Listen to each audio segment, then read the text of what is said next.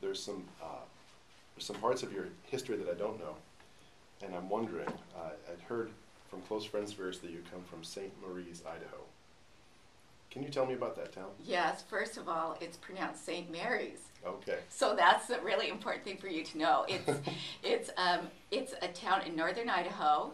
You know that Idaho's the gem state, and it's one of the gems of the state of Idaho. So obviously, so 2,500 people, and it's a lumberjack town. So it's home of the St. Mary's Lumberjacks.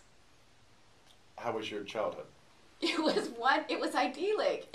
I grew up right on the St. Joe River, and and I was a lifeguard at the pool, and then I was a tour guide at the plywood mill. Where you learned everything I know about development, and here I am today. Now, another thing I heard was that at one point you wanted to be a nun. That's true. That's a hard habit to break. I had my own nun habit. Okay. So that I got when I was in 4th grade, and I would go and I would visit the nuns, and I went to Catholic school there. Can you still fit in that habit? You know, yes, I can. Now you're at development. Yes. You're head of development. Yes.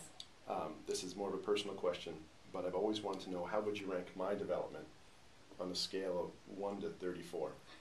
I would say, Mr. Mayor, that your development is off the scale. And in fact, I would call it arrested. Arrested development. Would you consider Mark to be the true evil genius, Mark Burnett? Would you consider him to be the evil genius of development?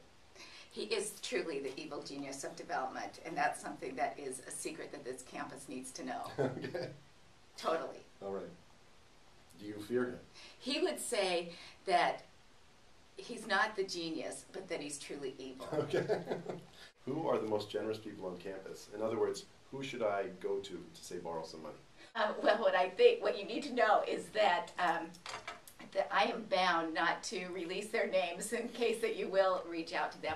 But I do want to tell you that one thing that's impressive about Seattle U is that our faculty and staff, and you were the chair of this effort one year, are really very, very generous. So 44% of our faculty and staff give, and our peer institutions are envy of that because they don't have near that percentage of their faculty and staff giving. So that's see, nice you've started, it's really great. For SU's, for the Difference It Makes campaign, Yes.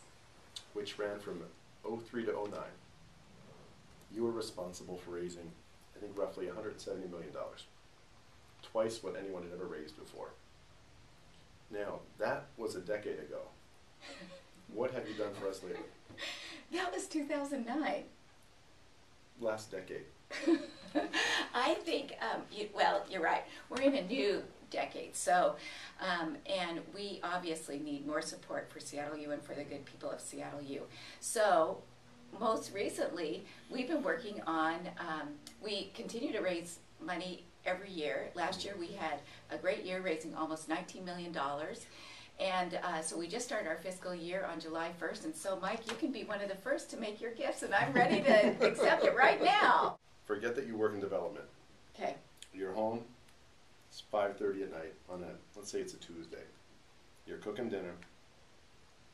You get a call from someone on the phone who says, would you like to donate money? Does that annoy you? No. You know, and what I hope that it's either students from Seattle University or from the University of Idaho. Okay. So that I can find out what's happening at my alma maters. All right. I love it when they call it dinner. Really? Because that gives me a break from cooking because I do not like to cook. Well, Mary Kay, thank you for mingling with the mayor. Thank you, Mr. Mayor. Please pass the word that it's not nearly as painful as some might expect. And you come back often. Okay, fair enough. Thank you Great. very much. Thank you.